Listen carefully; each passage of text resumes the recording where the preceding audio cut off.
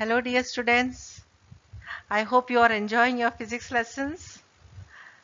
Now today we are going to continue with the chapter sound, and today we are going to learn about reflection of sound. So you have already studied about reflection of light waves. We will just see whether there is any similarity between the sound waves and light waves. So we come to reflection of sound waves. So, sound waves, just like any other wave, when strike a hard surface or boundary of another medium, return back in the same medium, obeying the laws of reflection. So, we have studied that when light strikes a smooth surface, it bounces back. Same way, sound also when it strikes a hard surface, it will bounce back. And it obeys the laws of reflection. So what are the laws of reflection? That the angle of reflection is equal to the angle of incidence. So angle of reflection is the angle between the reflected ray and the normal, and angle of incidence is the angle between the incident ray and the normal. So we know that these two angles, in case of reflection of light, were also equal. Here also they say angle of reflection is equal to the angle of incidence. Then next is the incident ray, reflected ray and normal at the point of incidence all lie in the same plane, in one plane. So both sound waves and light waves, they obey the laws of reflection. Then the return of sound waves on striking a surface such as wall, metal, sheet, plywood, etc.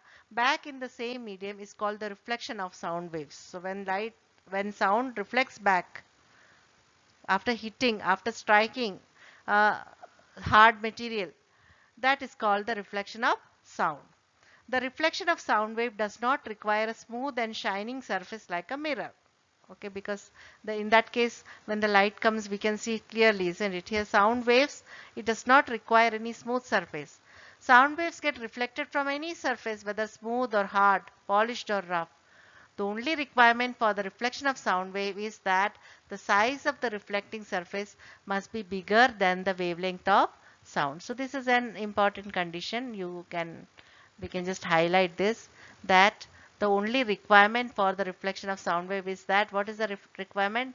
That the sound waves, sound of the reflecting surface must be bigger than the wavelength of sound waves. Okay. So reflecting surface must be bigger than the wavelength of sound waves. Then only the sound will travel. Okay. Or there will be reflection of sound. Let us come to production or generation of an echo. You know what is an echo? When we go in an empty room where people are shifting their houses and all, and we start talking, we say hello, then suddenly the sound will come, hello, hello, isn't it? So whatever we say, is anybody here? Is anybody here? Is anybody here? It will repeat. So that is an echo.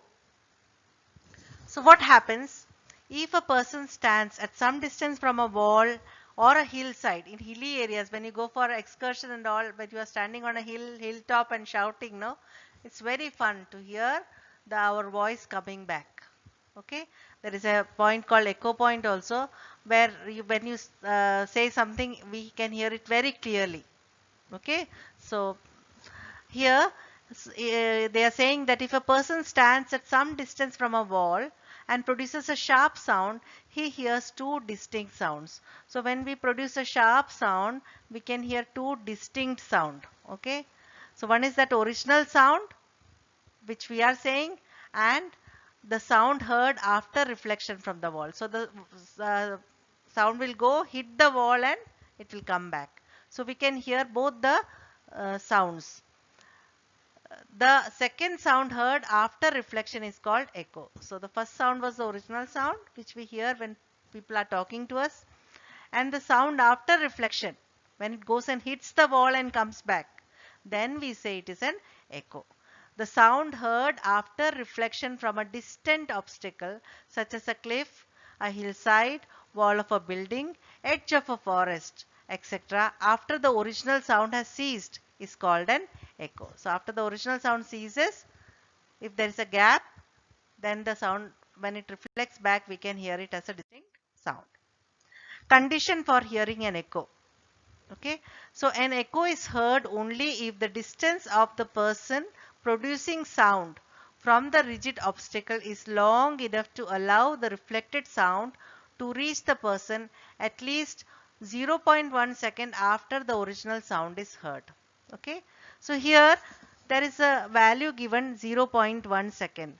That means two sounds can be heard distinctly only if there is a time gap of 0.1 second between the two sounds.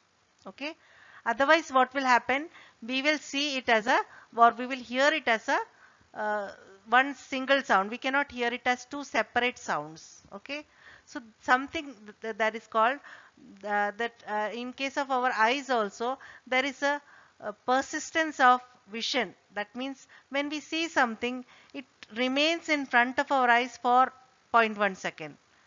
Okay, so if the next picture comes in front of our eyes before that 0.1 second gets over, we will see it as a continuous picture. Okay, like some people come to our school to sell magic books.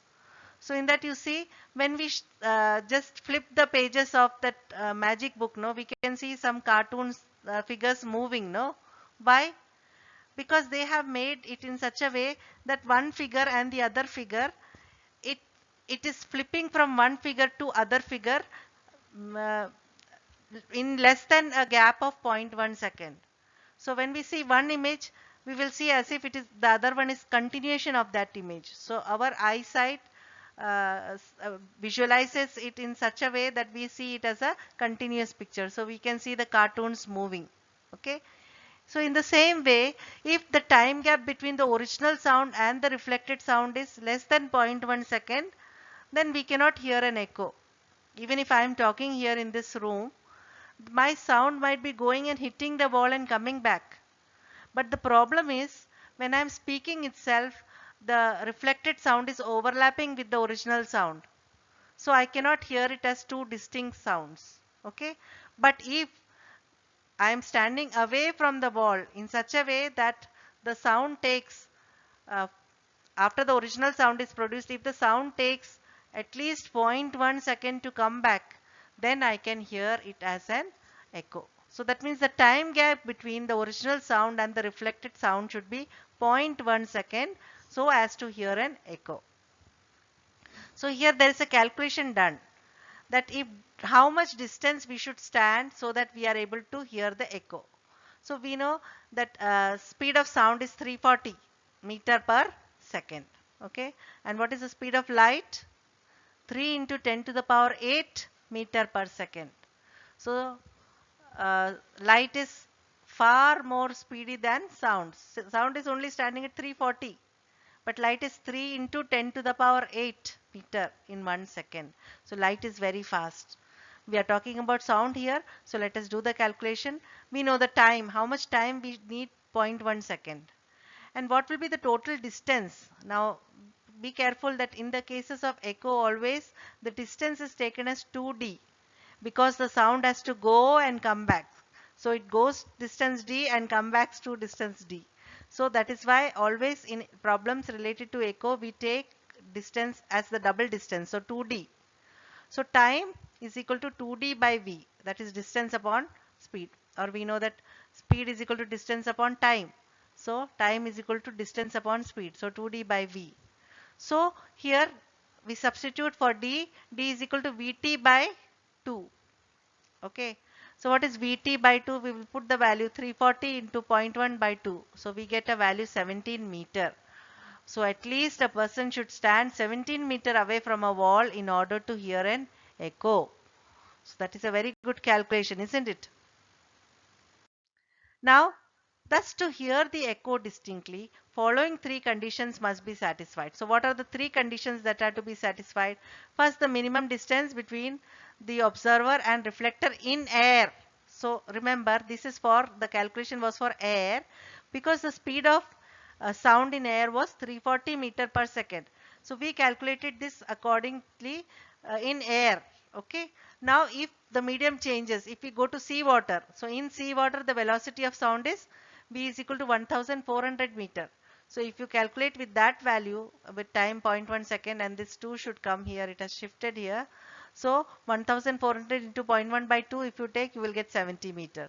That means in seawater, if you want to hear an echo, you should stand at least 70 meter from the obstacle. Okay. So condition to hear a distinct echo will be first the minimum distance you should say, and when you say, you should say specifically in air. Okay, it should be 17 meter, because in other medium it will be different according to the speed of light in that medium.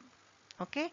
Then next is size of reflector must be large enough as compared to the wavelength of sound wave. So this we have seen in the first part also, that size of the reflector must be large enough, otherwise we cannot hear, it will not be reflected back. Okay, so the reflector should be large enough, more than the wavelength of the sound wave, then only it will be reflected.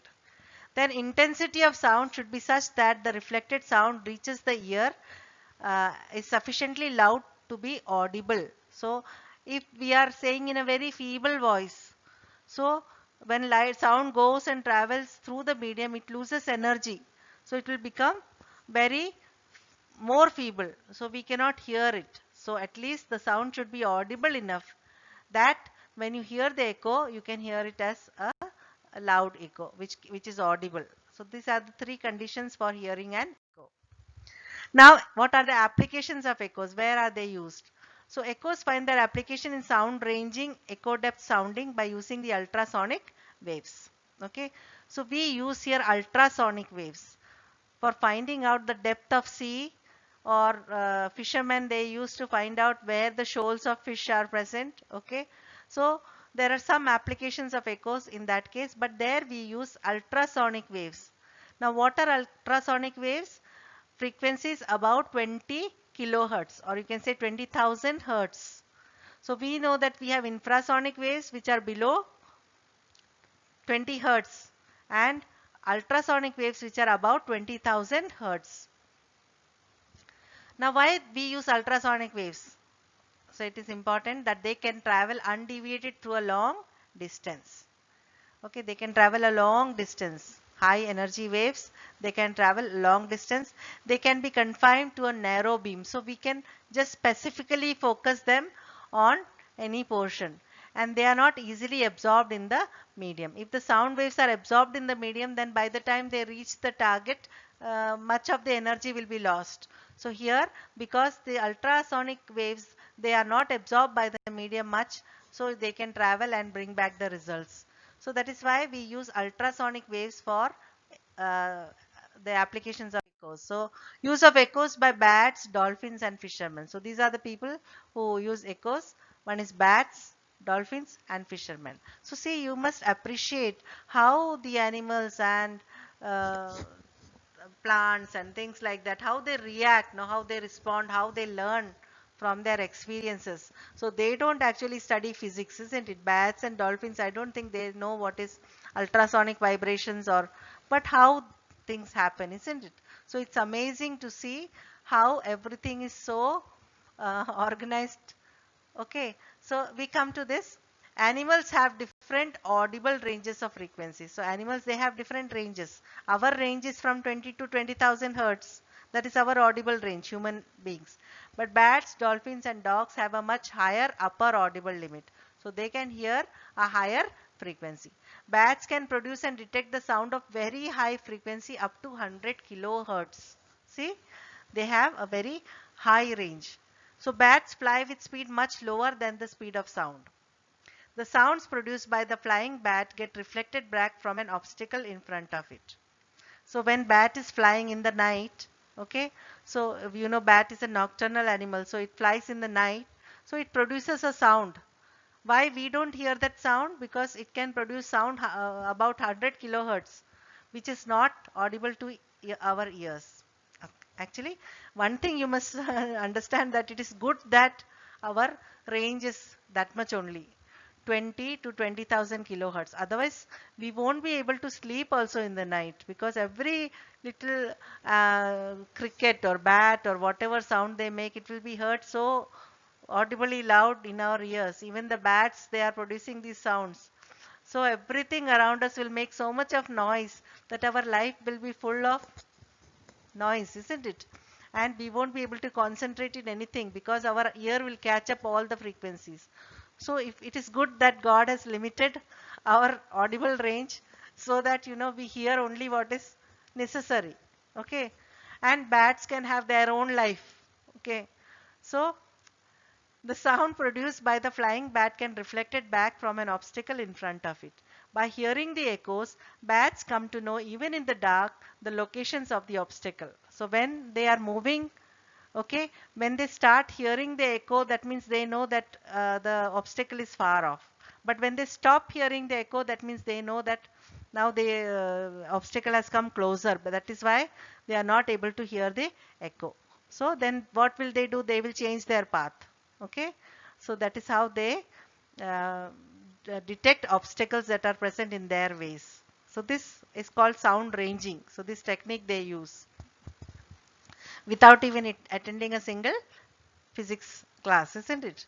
Then dolphins detect their enemy and obstacle by emitting the ultrasonic waves and hearing their echo. So dolphins also do the same thing.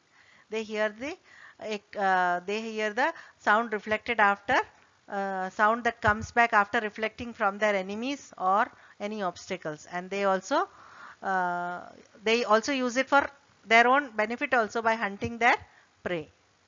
Then a trawlerman or fisherman sends an ultrasonic pulse from a source. So the trawlermen or fishermen, they use this a very high frequency transmitter that transmits the ultrasonic vibrations into the sea.